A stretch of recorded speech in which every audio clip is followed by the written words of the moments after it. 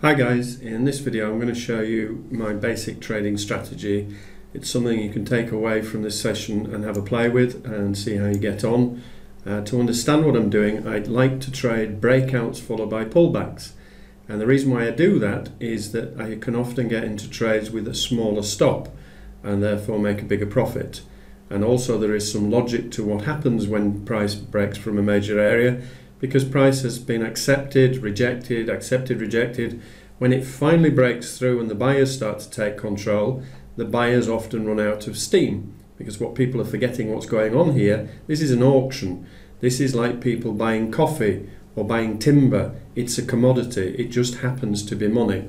So here, this is New Zealand dollar CAD. Now, I start my analysis on a weekly chart, and I look for the major areas and the major lines in the sand where price has previously reacted, and I'm looking for it to break out and then pull back. So this is New Zealand dollar CAD on a weekly. Now I start on the weekly and then I mainly trade off daily charts.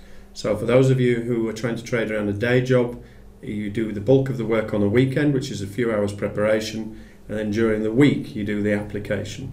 So here, New Zealand dollar CAD. We'd had an area of previous support and resistance. This is a whole number of 9,200. Price kept coming up to it and bouncing off, as you could see here. Finally, price broke through, pulled back and moved away. And this move up was almost 400 pips, 350 pips. So that is an entry that I am looking for. You then have this major line in the sand. So when it came back down, you would be interested to long from the bounce. This is what's known as a fake out. And to try to avoid a fake out, I wait for a candle to close. So for example, on this one, if this had broken and closed below, if you were trading a weekly chart, you'd wait on a week. If you were going on a daily, you would wait for it to close on a daily. Then you would think about a short. Until or unless that time, you only want to long.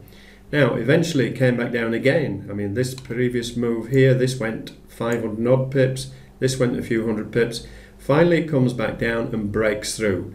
Now, having broken through, you're looking for the pullback with a view to a short.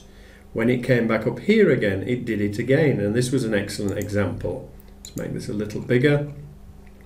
Price comes through, clearly breaks the 9,200, comes back to exactly the same point, and off you go again. And in this instance, in terms of stops, you could have gone just below the recent low. So you're looking at a 40-50 pip stop, and it had the potential to go 500 pips, actually went 300. So that was on the up, this was on the down.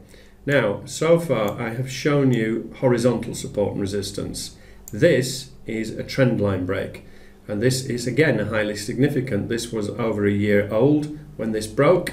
It came down, it finally broke through, it's pulled back and it's moved away. So that's the basics of what I'm doing.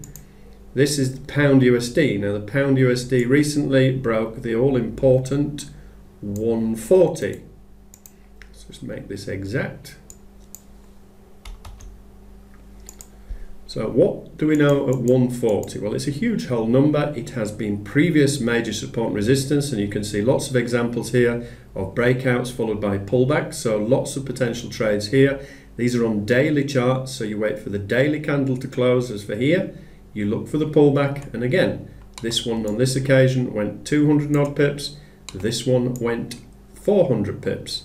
Now, it's come back down to a major area. This is an intersection of a daily trend line that goes back more than a year, and it is 140, which is a whole number at a psychological level, and it's an intersection of the two. So here, a break and close below here, you're looking for the pullback. This has gone 500 pips. From a simple entry based on a breakout followed by a pullback, and not with a huge stop. A lot of people have the misconception that there are big stops in place.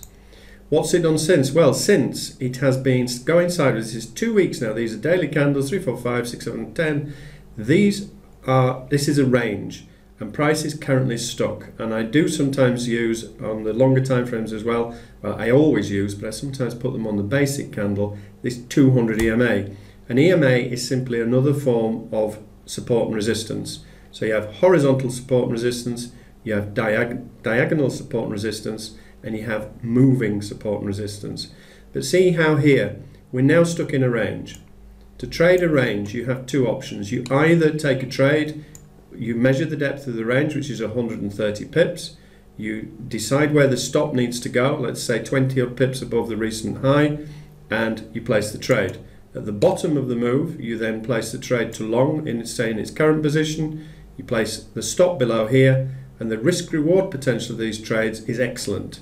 So that's the way to play it. If you're going to play this on a breakout, you need this to break and close. And because this has been going on for 10 or 12 days, I want this to happen on a daily candle close. So I either want it to break and close down here and pull back, or above here and pull back. Another one on a weekly, this is the CAD. And again, you'll see here why I use this 200 EMA. The 200 EMA here is intersecting with a major previous support and resistance area, so you wouldn't have longed here, and these three candles faked out. Then here you've got the break, the pullback, and off you go. And down here we're currently, if we go onto the live chart, you're looking at, we've just had a break of a 200 EMA and a diagonal trend line that goes back to July of the previous year. So again, horizontal support and resistance, moving support and resistance, diagonal, and you're looking for breakouts followed by pullbacks. Now I'll just show you a few other examples while I'm here. This is the Euro USD. We had 12300 was a big area, and it set off, and it didn't. I missed this entry because it didn't pull back enough. So then you start to look further down, and you say, okay, you always look across to the left. You are looking for previous major support and resistance. Missed that opportunity. Here, you can see to the left, you've got support, resistance here, and it goes back further and further. This is to September of the previous year. So price has previously reacted in this area. It came down, struggled, and finally broke, and that was a perfect entry. It pulled back, and it has gone 300 pips. When I place these trades, I place the entry 10 pips below for a short, and 10 pips above for a long, because often it doesn't quite hit the line, but that one would have been a classic example. That would be a perfect example.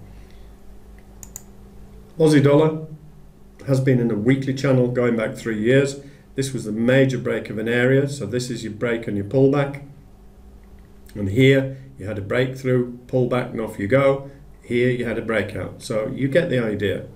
Now, I mentioned earlier about fake outs. This is real time, this is a Euro Aussie dollar, this is on a 4 hour, and this is the lowest time frame I go down to trade, but on a 4 hour the Euro Aussie dollar has now, or is trying to break this area.